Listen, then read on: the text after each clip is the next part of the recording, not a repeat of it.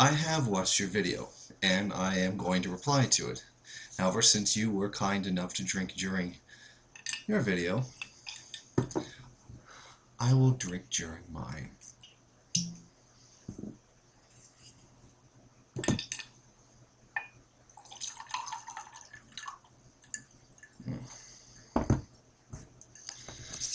Okay.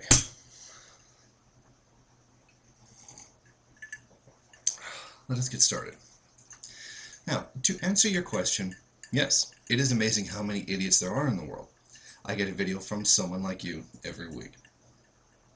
Now, he starts with the on-paper argument, so therefore the doubling of life expectancy in both China and the Soviet Union never happened. Nor did the Soviet Union rebuild from the ground up to a world superpower twice in 50 years. It took the United States several hundred years to do that. Also, therefore, the Soviets weren't the first one into space. Google the name Yuri Gagarin and you'll be surprised.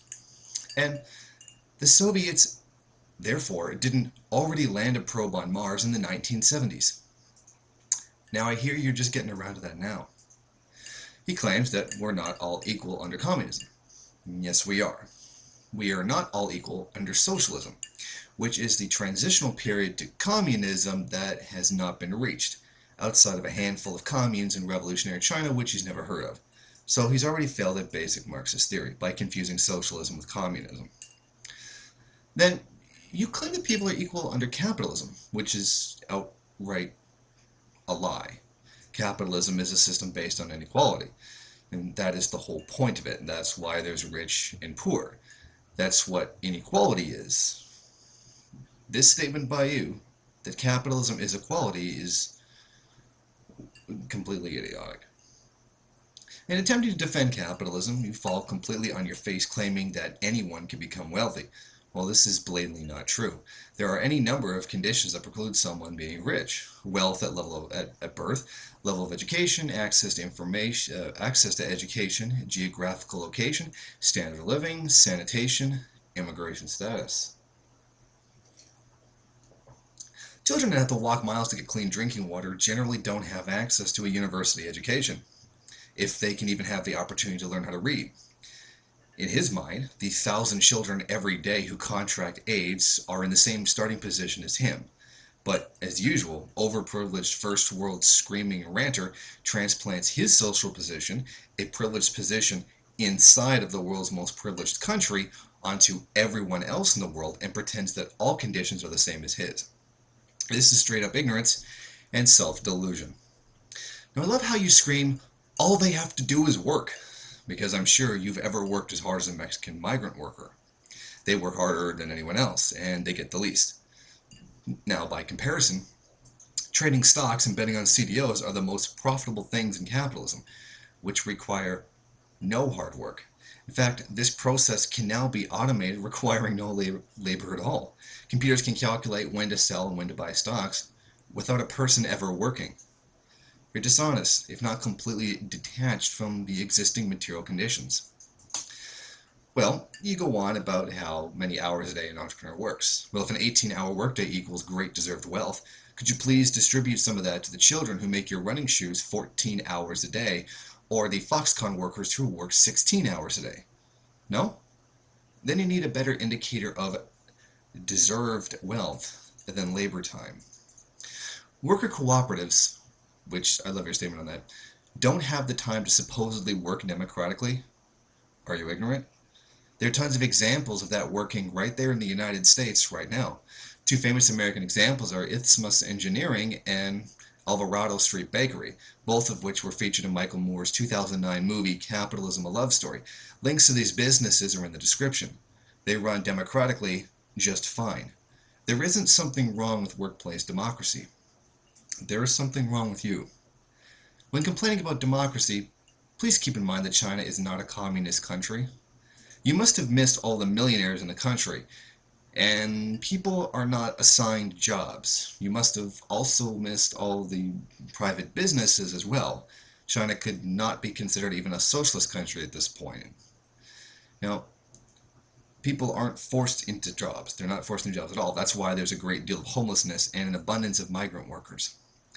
Now, do you remember the whole murdering 100 million Native Americans to get the land that your country now stands on, that your country physically would have no place to exist had this not happened? Do you remember the 150 million Africans that were killed in the slave trade to build your country, without which your country would not have built? You must have forgotten that part of your history. Americans tend to be really dishonest that way. And to prove beyond a shadow of a doubt you're completely ignorant, you say I look 19. I'm clearly, as my profile indicates, 30, almost 31.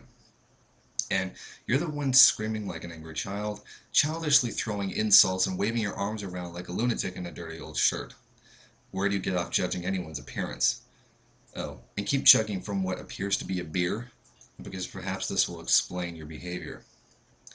The claim that capitalism keeps people out of war is completely incorrect. Yes, Europe fought a lot of wars.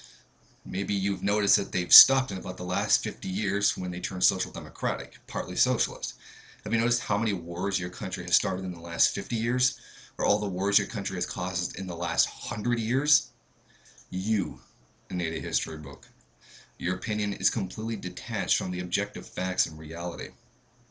No, competition in trade competition in trade causes people to go to war. And that's why the US and its lackeys attacked Iraq, Libya, and Syria, because they don't like the terms of the trade.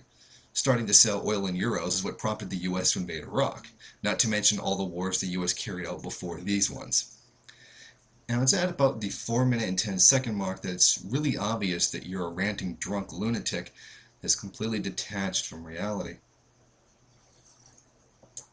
You complain about how someone's supposedly uneducated by screaming the word asshole and constantly using personal attacks. Learn to act like an adult. Claiming that I need to read a history book is ridiculous. I've studied revolutionary China quite extensively. For you to even suggest I've never read a history book is outright stupid. I have a great deal of education on the subject. By the way, I've read American history books. I suggest you go and do some of that. And having read your books, this is why every other first world nation has a better education system than you, and why the people in the other first world nations have a higher scientific understanding and a better overall education, which is why they don't have politicians like they do in the US who think dinosaurs existed at the same time as people, deny evolution, and think legitimate rape is completely different when it comes to pregnancy. Also, caps lock and 7 exclamation marks show how very serious you are. Now I'm wondering, have you any criticisms of dialectical materialism, the so-called transformation problem, the concept of value and use value? I didn't think so. Besides, you say, exchange with me? There will be no exchange. And what am I supposed to exchange with you? Insults?